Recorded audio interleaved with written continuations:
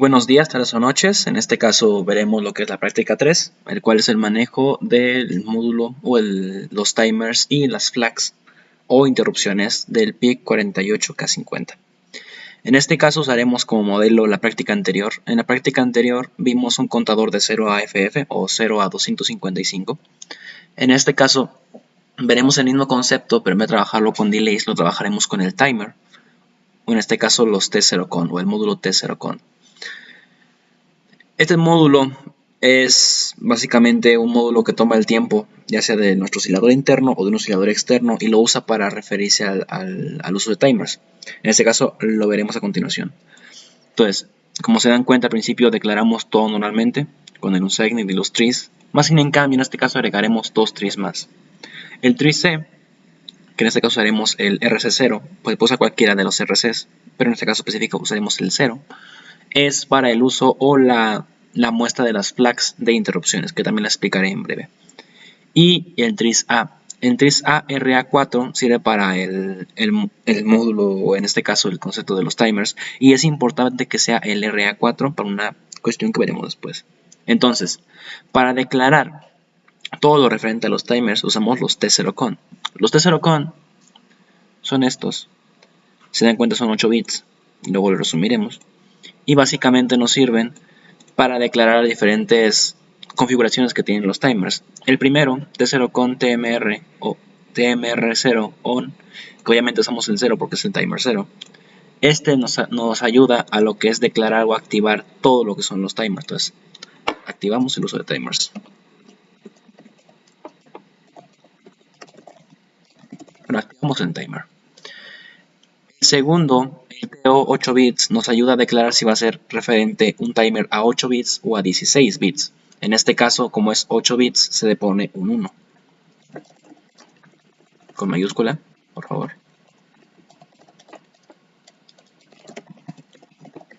Configuramos a 8 bits. El tercero, el T0CS, hace referencia al tipo de oscilador que tomaremos. Se puede usar tanto un oscilador interno, en este caso un oscilador de 16 MHz, o un oscilador externo, como puede ser en este caso una configuración de un 555. En este caso usaremos con una configuración externa, un pulso, por eso colocamos el valor de 1. Oscilador externo. Y es importante ya que la entrada del oscilador externo únicamente puede ser esta, el RA4. Según el manual, únicamente el RA4 funciona como oscilador, como una entrada para oscilador externo. El siguiente nos ayuda a declarar si se va a activar tanto en baja como en alta. ¿A qué nos referimos con eso? La activación de los timers puede ser referente a dos formas: de high low, o sea de 1 a 0, cuando pasa el timer de 1 a 0, o el low high, que es cuando pasa del valor 0 al 1. Bajada o subida. En este caso usaremos el low high, por eso ponemos el 0.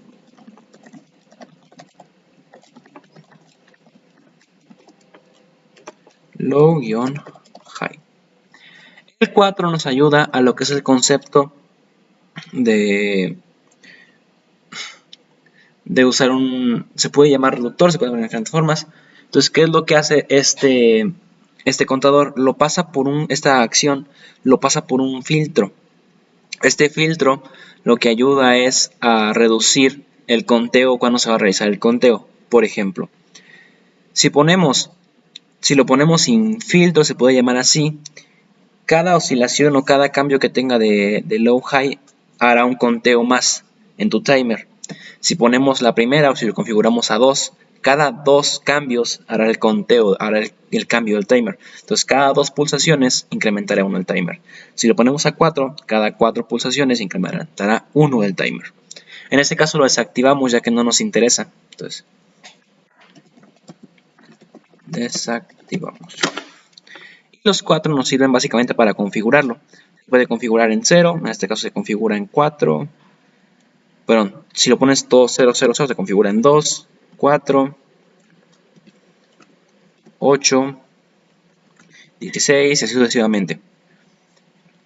Y para así ver toda la parte del timer. Es referente que eso se puede resumir de otra forma, pero lo veremos en la siguiente práctica. De momento quedemos con la configuración paso por paso. La siguiente son los int count. Si antes la referencia tcon era referente a timer 0, int hace referencia a interrupción. De hecho, esto no tiene que ir aquí. En este caso, las interrupciones vamos a hacer referencia a una interrupción cuando suceda algún cambio en la variable. Int count nos activará en este caso todas las tipos de interrupciones. Hay diferentes tipos, ya sean internas o externas. En este caso nos interesa una que es una interna. Ok, el int count GIE nos sirve para activar las interrupciones. En este caso nos interesa un tipo de interrupción nos interesa un tipo de interrupción llamada de overflow. La interrupción por overflow lo que hace es que nos permite saber cuando nuestro contador TC0 o timer 0 llega a su máximo valor.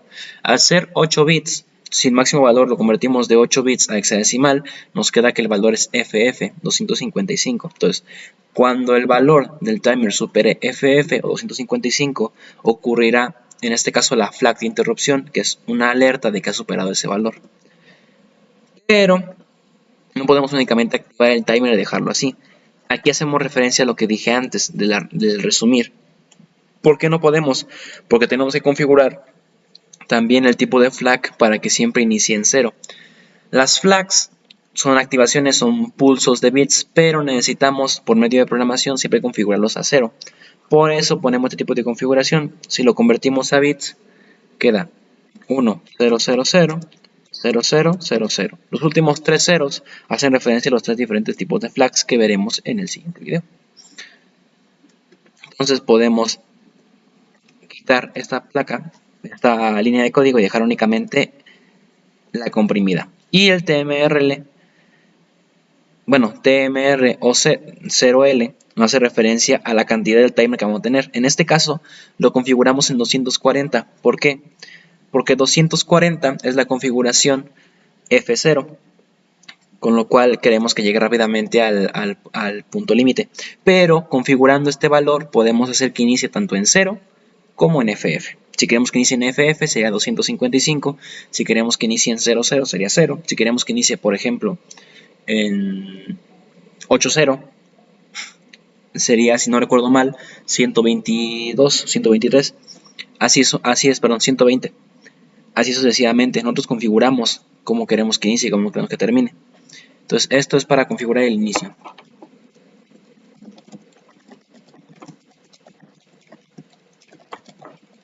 Bueno, del timer. Y el código básicamente una reconstrucción de lo que hicimos antes. Todo lo que es el valor del timer, del timer, lo pasamos a un valor llamado cuenta, que es un unsignet. Todos son unsignets, por cierto. Entonces, ¿qué pasa si el valor de la cuenta lo dividimos entre 16, ya que es hexadecimal? Pues nos dará en este caso las decenas. Si dividimos 240 entre 16, ¿qué nos dará?